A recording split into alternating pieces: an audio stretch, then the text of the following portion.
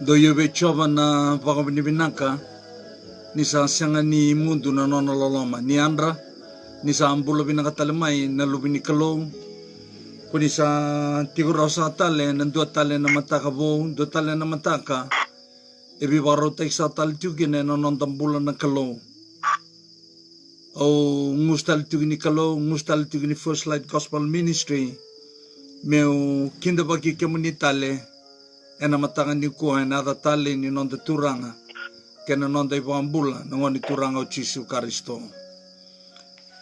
Ani bersangan ni itoso na nonda bingarabi usa suriti kenda ena punuan duin da banga enten dui iba rorong tiu maikin ena matangan dindai merasangan ni lolongan o lunda garabi na kalau ena dua sangan namasu damas sang manda. Tamay kemamisaka may lomalangi, nakalaw lebu, nakalaw ndolo lama, nakalaw sa akin dundo na munuro kobi, nakalaw sa katalangay kilikili munundo kay. Kuni sa mga hindi na tagi kemuni sa kawati, niyo kemuni nakalaw ay natakatakan ni Bimbuli, natakatakan sa akin ni Bibang Bulay, nandala na may kalibari. Natakatakan ni Memi Karoni, kamaruroy bolitumay na ni Memi Bula, na bingaw na sa kawati, enambongi me daw tali ti umay en do tali na mataka bo hindi inday kemuni sa katalangan na kalaw no sila ti gubi ke mami na inunyoy indo na singa kunen talebi ke mami les talemay no may kauti ke mami munumul mi ke mami lay imbola ga ti sa kabat ke kemuni enando na burubura sang kin na tangi na oda na raw na tanga ya sang kin na tawi mate ke na mate me baka ya bala ti tuki na burubura ena ngau nende indai ena COVID-19. Mem kulag mem bang bauta ena nomuni bosa ni na bunga tale na matanggali COVID bango ena laku tale mai. Blat ena nomuni bosa siang bang duni langsung.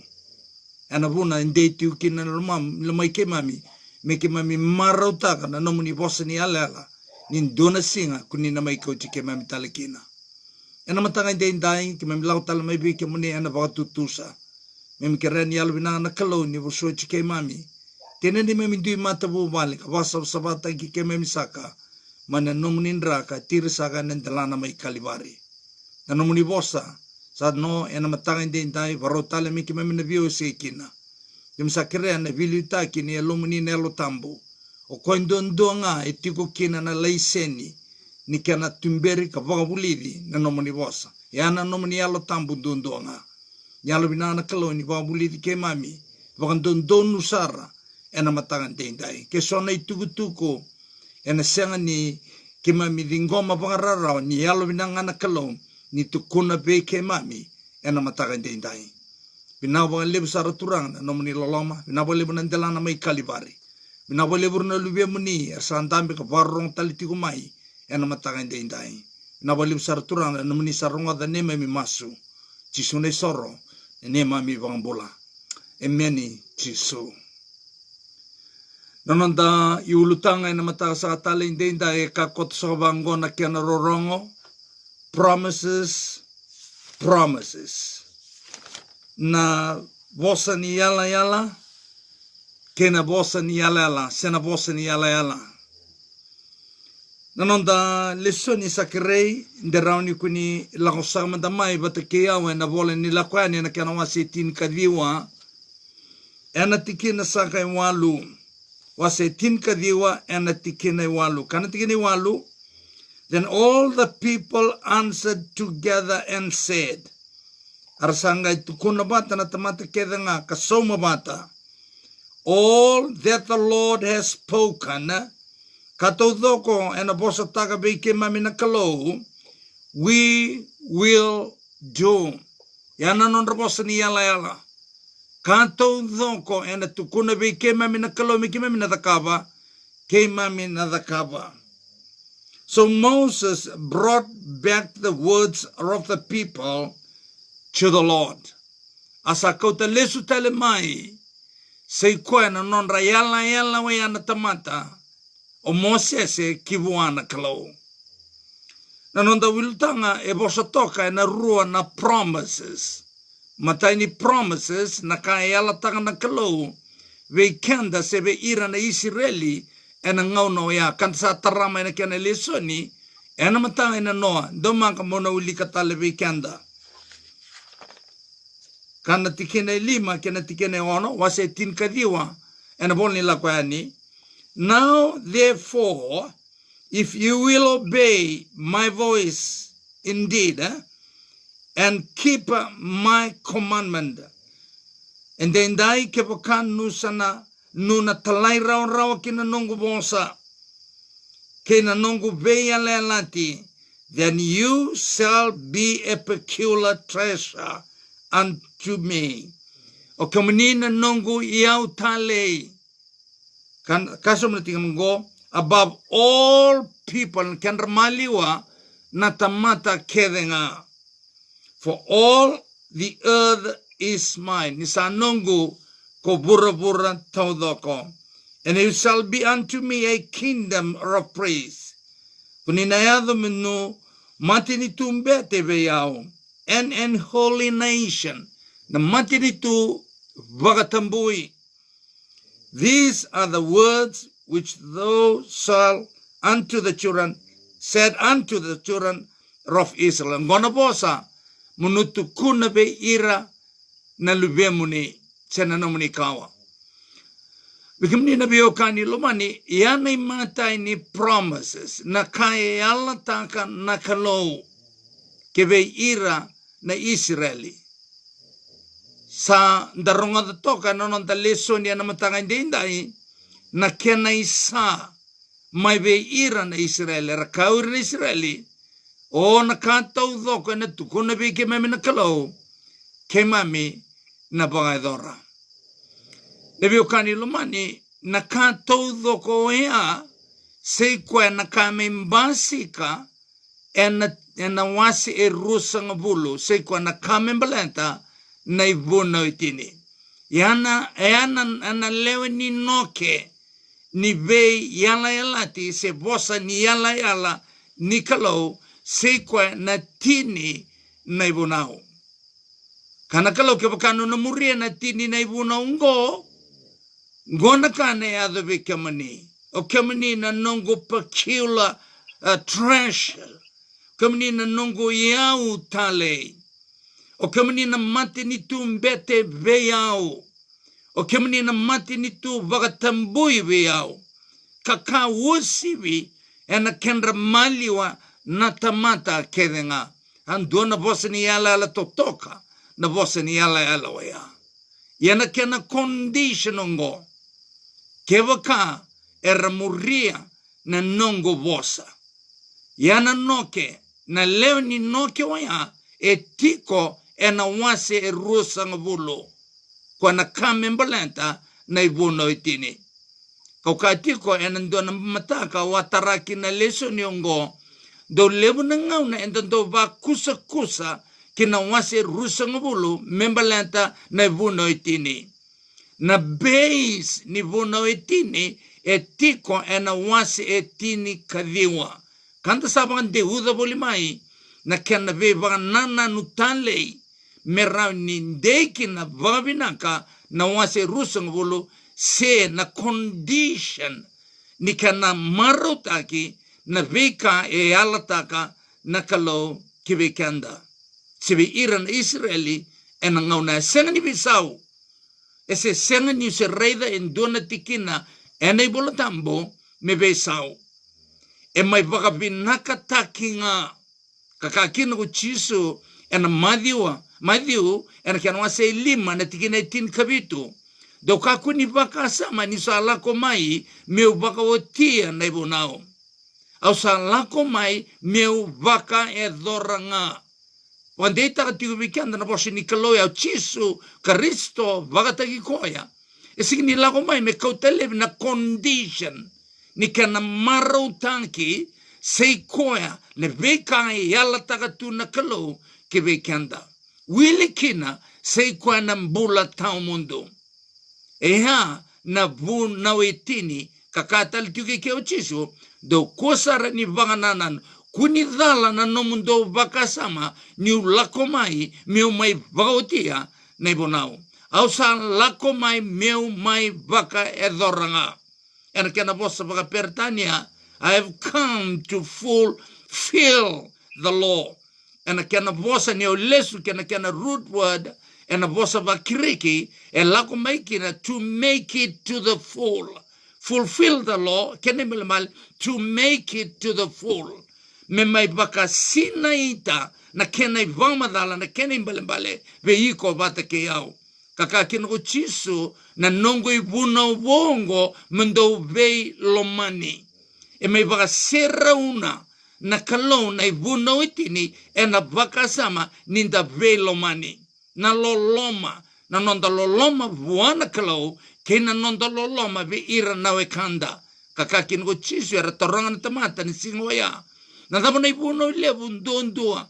Kako chisu na i vuna o levu ndondua, sei koea, molo mana na kalou, ena lo mamu tau dhoko. Na tamo na lomba na kalou, somo chisu ena wase tin kabane tikine tin kalima. Kia bakan do salo mani au, do na talai rawa kina nongo i vunau. E rua na kai tiko ike, na lo loma buana kalou, kei na talai rawa. Kia bakan da lo mana dina na kalou, beta na nondo lo loma buana kalou, e senga ni lau rai. O koe na kena matana, se baka matana taki, na lo loma, ia na nonda muria, na i vunau. Enta sabang madala taki o te weekenda, ma ne matai ni vunau, me dhawa nei kawa ni vunau, se e nei matai ni vatu ni vunau e tini, na vio kani lomani, e vagaro membaleta na nonda loloma vuana kalou. Ma ne kalima ni vunau, me dhawa nei ka tini ni vunau, o koe e volai nei ka rua ni vatu, nureide ni rua na vatu, ni vunau, e asoli vei Mosese. E wakai mbale na ruongo. Ko na ruongo o koe mai waka madhala taka ko chisu na rua na i vunau. Dua na nomu loloma vuana kalau, keni ka rua na nomu loloma vuana wekamo. Kane volotamu sa rautoto bata o rongo, e rautoto bata blenta o rau dhaka rurua ni nonda loloma. Vuana kalau, kena nonda loloma ve ira na wekanda. Deo kangulumani, ngo na ka e vinakata na kalo me matata be ira na Israeli e na ngauno ya. E na ruku ni uli ni vanua mai sanyai. Ngo na yalo ke sanyai. E na ruku ni uli vanua mai sanyai. Ngo na bio kani lumani na ka era mai veitala no tagatiko. Kapaka tokai tiko na Sinai covenant. So the covenant in Sinai. O nitaka ni rau ni na matanta na covenant e rua na ya sana. E roma indoma ta kina o rau na rua. Ya na biela lati. Na biela lati ni pakamau. Na biela lati ni bisinisi. Na biela lati ni papita yiso. Levu na bevosa ni ala se na biela lati e sina itu kanda rani bulida ne bolo tambo bo usibi. E na nonda burra e na bula sa tiukina e na ngau nendendai. E rua. E ro laku patamai me ro mai biela lanti. I ke na kalau wata ke ira na Israeli se ve kenda talanga o kenda e na ngau nendendai. Kasabangan dei tagatiko chiso ya. Senga ni me kaulevi na veka e tu kapakatokai na ibu no itini. En dei tu nga kane bolo tambu ni ulika somo na wase lima tin kabitu, tin kawalu, tin kadiwa. E na takali ko loma langi ke burubura e na senga ni takali ndo na tikina lai sara may na nanggoy bonao. Gakabango ko ke baka ndo na tamata e kauta levi ndo man tanga na tikina. E na kauta levi na nonay bota may na kaunimbula. E kapaka ndo na tamata e na baka ikurita ka na ibonao. Kane bola tambu e na baka ikurita kebi kwa na mateda sa bola itu e na ibolongo. Ni olako kine boli baka tekilau na redikina na mateda ibitu. Yana ka e na lutukira urna tamata e na baka ikurita ka urna tamata er toma na urna tamata era kauta levi sei kwa na nona ibuna itini na kalom. Blate ungo e bimbi wana kalom. Blate okwa e condition ni nonda marutaka the promises. Na matai ni promises. Okay, boto tolo sara na matai ni promises sei kwa na nona bosa ni yala na kalom. Kayala taka beir na Israeli na ngauno ya Kwa mai ala tanga mai ve ia parama, ngo mai whakabui e tiunga na kalau. Ve ia parama, nanum ve ia parama, ni ulika, wase tin karua, ena boli wakativu, tikina indo me dama na tikina itolo, o kenda talanga na kai vuru tau doko. Belte ni kawe kenda na ibolo tambo ya. Wari takawe kenda na ibolo tambo, ni na kalau nga tako vuru tau doko, ena buku mai ia parama. Na viokan luma ni kene belembale, e senga ni voto lutu kina, en dona mata tamata, en nonda tau doko. Kai chaina, ko kai chapani, se dhabanga na mata tamata o lako mai kina. Na mata lotu kina. Na bio kanilo mani e nomu na vosa ni yala. E nomu na promises ongo. E na vuku I chisu kwa e nonda kina na promises oya. Na promises oya na bio kanilo mani ka yala tagi be yatama. Kapag ako binagkata mo maraw taga na kasa solitungo veiko ka tao mundo ngwana kena condition na tama. Mo talay raw kina nongo bosa. Nangaw nga talay ndre kinuata me devuka na tao mundo. Yana muna sa temporary kedikina na kayado tu ena nonda burubura ena ngon indendai. Kato doko na mate, na kawe na mate, na tamate na mate, manu na mate, na kato doko. Sabay daba. Ena vuku ni nonna senga ni comply kina condition o atama o kwena nonda bunda. Au nitanga ni kunina tumika pa binaka o ya. Na nona mai mate na ngoni turanga o chisu karisto ena dalana mai kalibari o kwa embasika mai na kawa ia parama. O chisu embasika mai na kawa ia parama.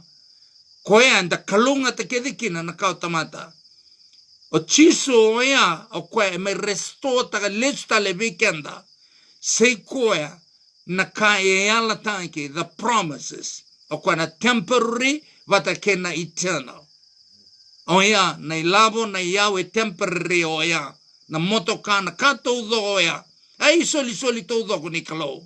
Ni o reida ni soara tau kia na tuini koa na ilabo. Se dhabanga na ka o reida na ruku ni mati ni singongo. E rei soli tau doko ni kalau ia. E na volen temasa wase indio na tikina itin kabitu. Wan dei taga tiu na tikini bola tambo ia. Ni sa antanga mai loma langi na soli vinaka kedenga. All perfect gifts comes from above. Sini lang may urubura. E lago may loma langi na soli vinaka kedenga. Na soli todoko. Temporary vata kay kway talanga e eternal. E anang bulata mundo. Yan mo maraw taka na kena condition oya. Mo maraw taka na kena condition oya. Say kwa mo vagambauta na bosin yala ni kalau katalay rawa kena condition. Sa nuitanga ni kunin na taura na lesson oya na matangan din tayo. E katong na indole ni non de lesson ni at first sight all seems well. E na non relato lako batamay na kalau na bosin ni kalau na kalau na buki mo sese ke ira talanga na Israeli totoka na non rosa may berengudi na be yala ti ruongo na kaya yala tanga na kalau ke na non rabaga iyo taga yala uira nira na rakaba. Kakato na listen the Lord delivers his people. Yana matay ni promises. Na kalau esereki ira may na Israeli. Na kaim gulomane e kati ubi kanderbon libatibu wase chin kalim tigene chin katolo. Na bosen yala al ni kalau kabango ni na ote banan raun embaki nunangai sereki tale. Ngo sara fulfill takachiko na bosen yala sara sereki karasa mai no toko ngo ena ulni no osanai. Ena wase chin kalima ne tigene chin katolo na boli bagatibu etu kunabango na kalobe yapra mai Ichipita nunangai sereki talemai kalako talemai kina bonongo. Yana nono bosini ala na kalau. Ye fulfill taka na nono bosini ala na kalongo. Sara sereki mai ersa mai tokongo mai seneai. Yakana tingo offers them the covenant promises. Hasulieti kongo veira seikwa na bosa ni yala na be yala ti na kalunga ta ni be yala ti na covenant obinakata mo makataka circle taka covenant promises e toto batanga bata ke na fruit of salvation toto bata talanga na result of redemption sinindo na kian indui dota ni na redemption dota ni na salvation dota ni talanga nambandoya na covenant kospelin ta sauli coach mana kene bang madala o sabang madala taka ni covenant e toto batanga kene kospeli e toto batanga kene salvation ia na result ni covenant na result ni salvation sa na result ni redemption biso tanga na kalo na kena bosa merani vebu ke ena kena bagararama taitinga bikanda na rua na yasin indinongo na kamembeleta na salvation kena kamembeleta na fruit of salvation ike covenant number 2 na covenant promises ni ulutu sumbu mai na bio kanilo mani mauli ko langa bikanda kana tiginungo na ngau na samai maukin na non rabe alati na kaloba tigir na Israeli kana tigin unfortunately kanrarawa the Hebrew people believed that their obedience became the means of their salvation, not the result of salvation. Ma koya obia ba madala takatigo bikanda enan dona ngau nambalabusa sabang ambaki nanonda politiko na bata ni bingram ni first slide gospel ministry ongo nanonda politiko mematata na number 2 kena number 2 na number 2 say kwa na salvation na means ni salvation na kalo nga bagata ki koya ena talanongo o kwa seriki irma ichipita ena kamembeleti kanda na ngone ndendai o kalivari o kwa sa seriki kanda otimai santa sereki oti ronga da urne Israelingo sara sereki oti mai saramai tikongo ena ulivono kosainiai kasabaro soli tikongo veira sei kwa na condition meranayado kina ke bukarbina kata meranayado ki kenani meramita na kana condition ya sei kwa na non rapagam bauta na kalau ka talai rawa kina nona ibunau kina nona bosa na kalau kwa na wasi rusung bulu se kwa na ibunau itini wikenda na ngone indai sa sereki kenda oti mai ko kalivari enda sangalala sanda bulido oti na kena lesoni sa solieti kongo wikenda na kalau se kwa na condition sei kwa na ka menda bakam bauta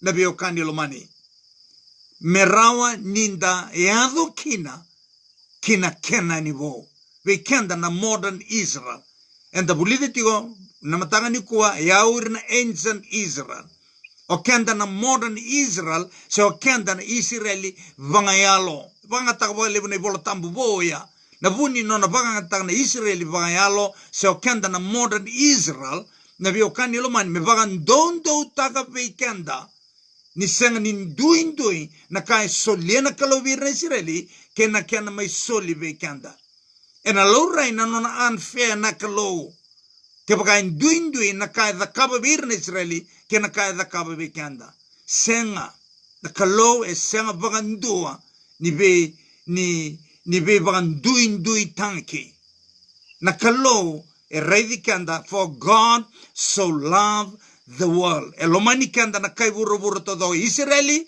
pata kai kanda talanga na kai matin tutani. Toto bata na ibarao ni nonang garabi kanda. O nuitanga ni na matata be muni na tikenoya. Yana lenga e mai iado be ira na Israeli kanda tumika e na matanga ni kwa na kena lesoni baleta e na ngauna era sa mai talai rau kina, era sa mai muria kina naivunau, era sa mai vakayanga tanka na muria naivunau ea, mera vakambulai kina. Senga, uira sa vakambulai oti, sara sereki ochi mai ichipita. Uira na nonra muria naivunau, ya na nonra talai rawa. Na nonra talai rawa, vei koe sereki irmai.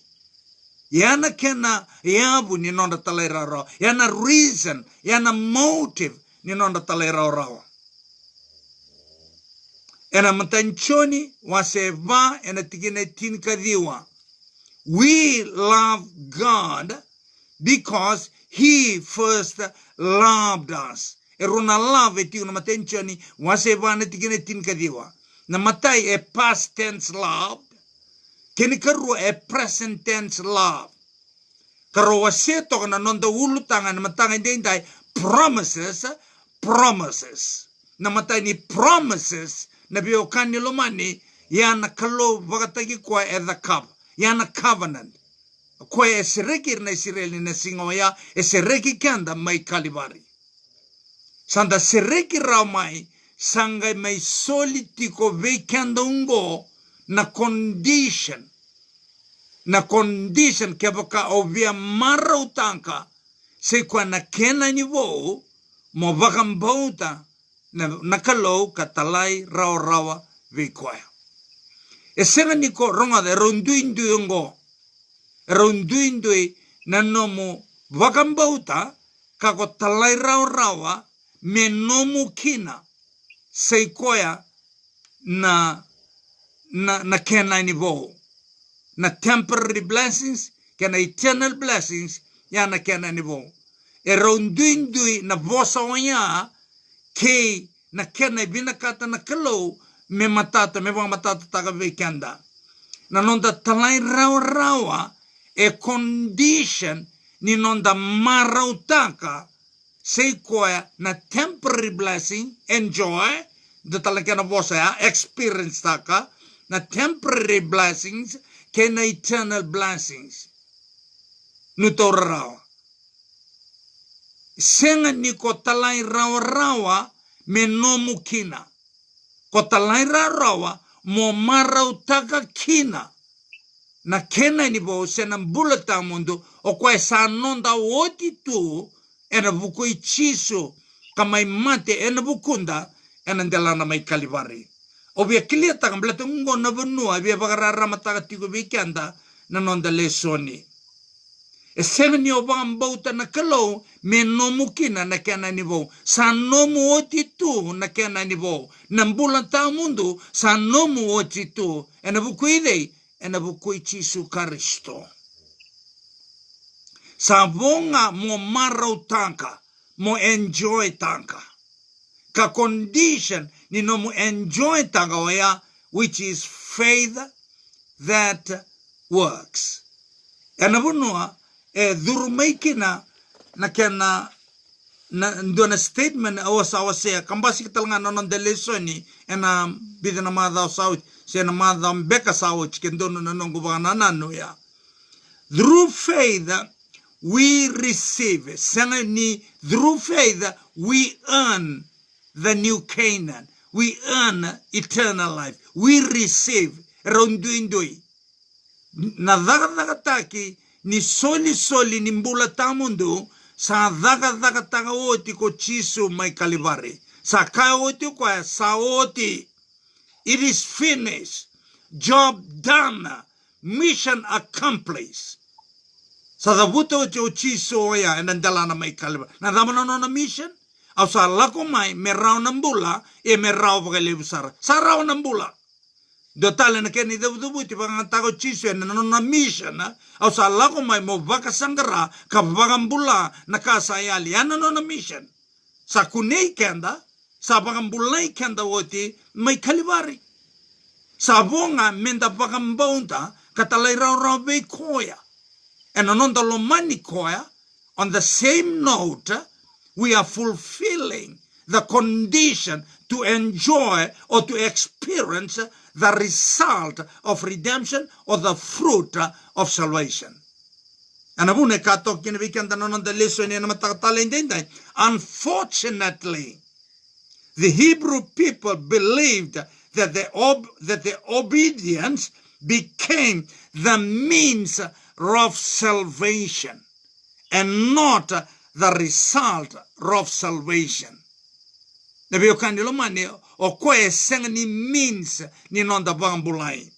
O kwe condition ni nonda marutaka na result of salvation se na fruit se na promises of the covenant me baka kato na context ni nonda lesoni ena mataka indai.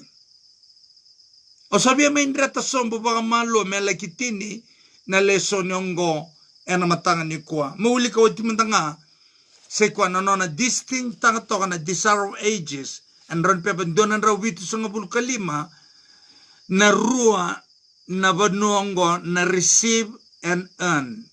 Faith is sanga ni earn taki e receive taki kina na mbulata mundu. Why?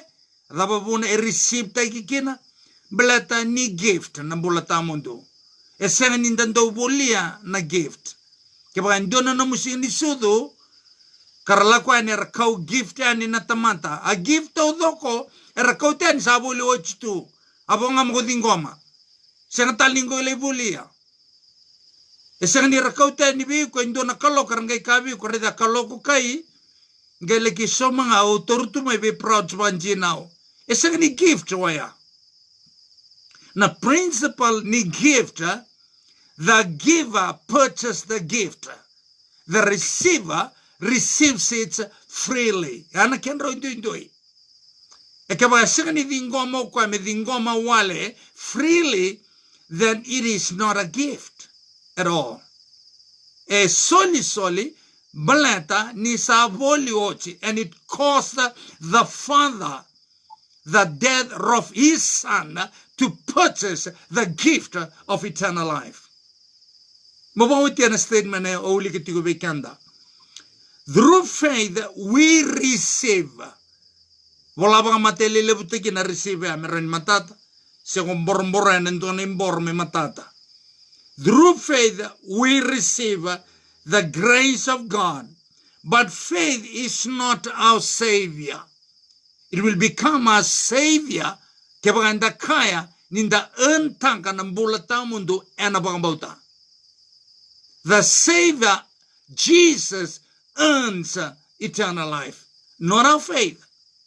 And abuna katino, faith is not our savior. It earns nothing. Sindo na ka earn tang na faith. Na faith is receiving. Okay, receiving mechanism kasanga ni earning mechanism. Kilanin do barong bunau en radio, do barong bunau en YouTube, do lomano yao. Vausibe na nonda bonongo viti.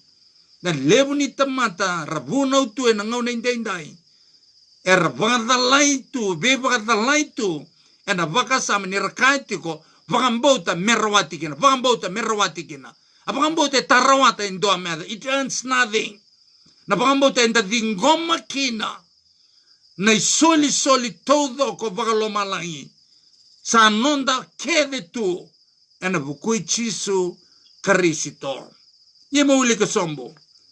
It is the hand by which we lay hold upon Christ and appropriate his merit, the remedy for sin. Katiyo tikinungo, nabiokani loman, and the dingomi chisu kina. Chisu, o kwa soli mai pagay soli vekenda, and anon loloma nakalo. Rather, for God so loved the world that he gave. E soli mai ko chisu. O kuchisu na nona lako mai uchisu e na pankete ni nonda bambulai o kenda na tamata. Na pankete ni nonda restota ki listale na kauntamata kinambula ta mundo. Anabune kakina na mataincho ni wase liman tingina tinkandua. God has given us a past tense oya. eternal life. Asoli which you weekend na eternal life. Given as a gift to us. Kakati na eternal life ya etiko ngave chiso. Ni o dingomi chiso o sa dingoma chiko na mbula tau mundu na soli ni mbula tau mundu. Au nuitanga ni guni na tumika na tikinoya na matanga indendai. And sa tarawa iti na matanga na noa. And a statement na uliko ya na faith e senga ni vevangambulai. E vevangambulai go chiso. Chiso na nonda i vangambula. Ni rongode indona ka vangambota menda rawanta ya na lenga. Blate rawanta nga na kankede na nonda i vangambula go chiso. E senga ni tiko na nonda vocabulary na tamanta na vosongo rawanta. Ninda tamata mbale, ninda tamata i bola ninda tamata tawayanga. Senga mbawa meda enda rawanta. Kake de rawata nga uchiso na vukunda o kenda na tamanta e tiko nga na nonda vosa na dingoma. Ne bola tambu viti, blate vunga ve ira me vandeo taga ne bola tambu viti, era works salvation. Era vambota ninda da kabanaka, vambota naka, nanga vambula ikina. Anavuna, ne vandeo viti, e via molu mutoka, se dala. Na vandeo, sini kede, songa na vanua, vausibi no non ro vagangataki, na vosongo vagambota, kena talai rau. Samai vagangataki, ne vandeo, ni vola tambu viti, na vagambota, kena talai rau, ne rawanti kina. Dona kene vandindine, ni go lesu, kena vola ni non to daga na apostolo.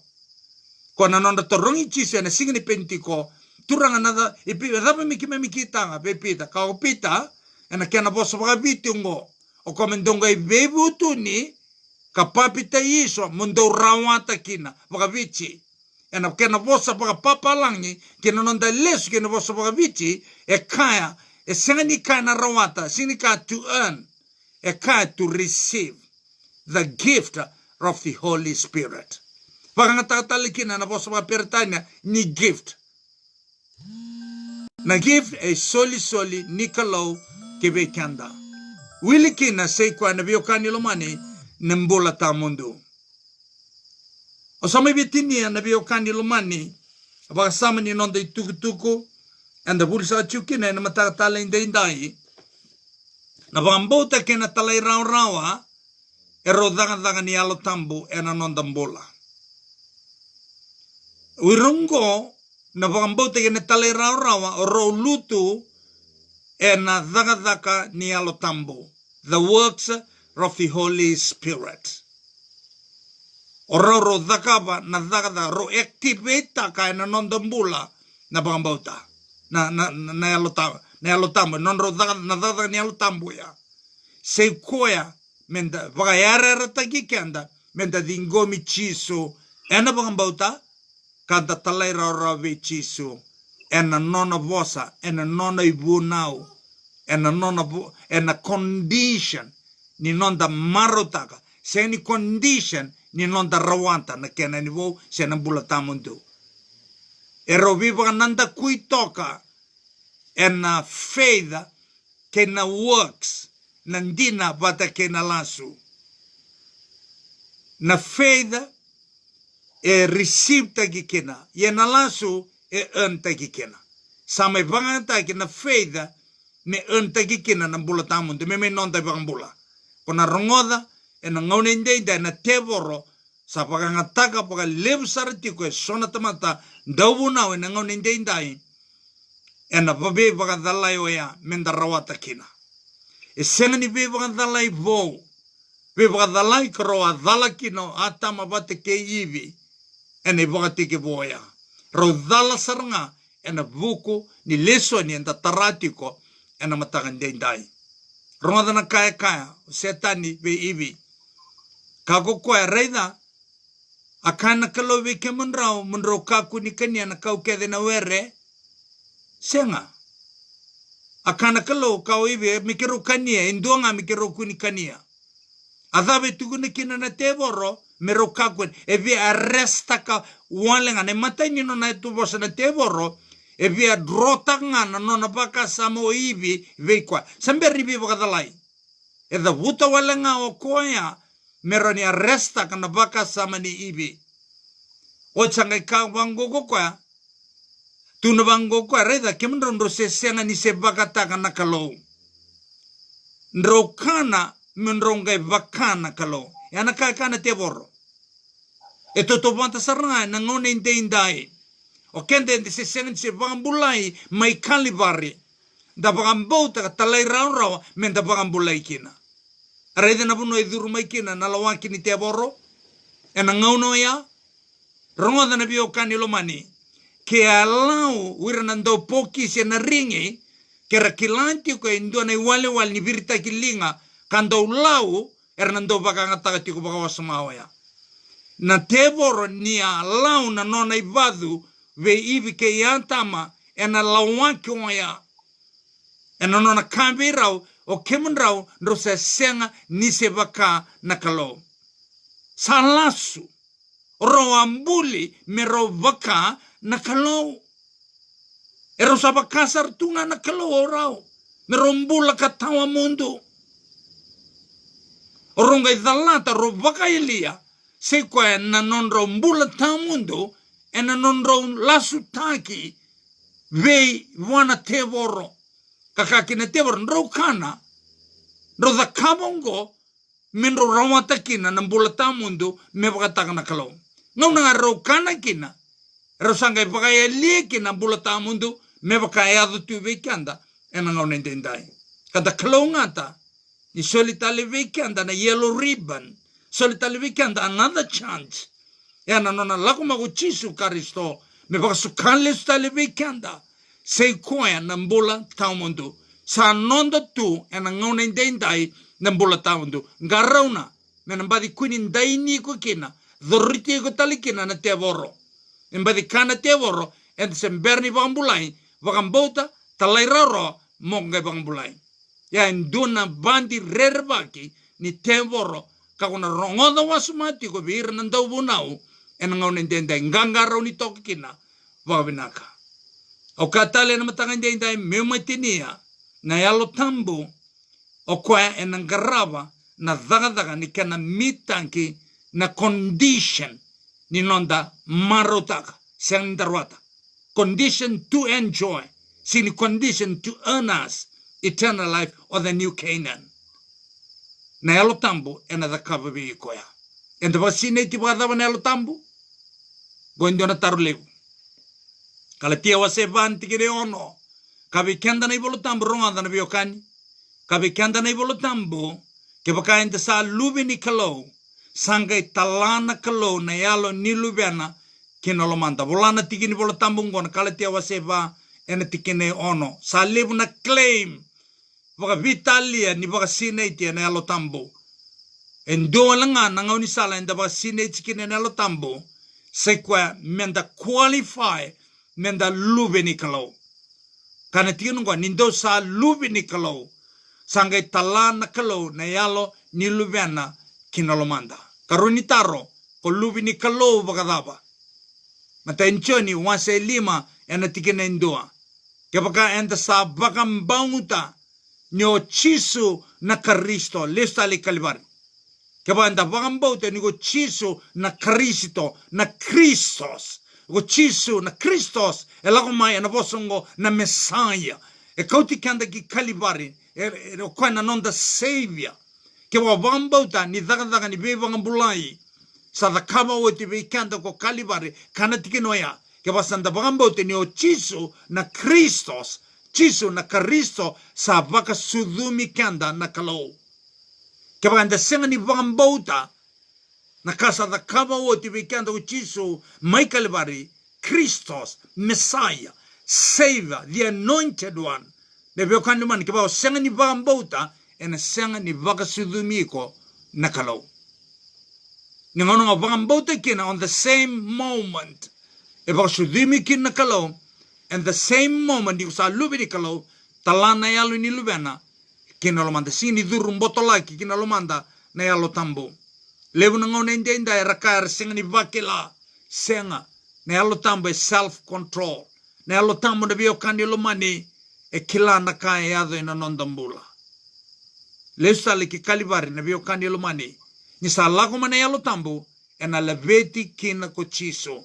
Kada kabo chiso ena nondambula. Tadawa se ndio ni tikine walu. Ni sa lago mana yalo tambo ena ndau tukuni au tukun chiso. Adabi tukun chiso gin ni okwanga na nonde bagambula. Ni yali na yalo tambo ona tukuna ni bagambula na bagambota ni bagambula na talera rawa. Ya ni yali na yalo tambo.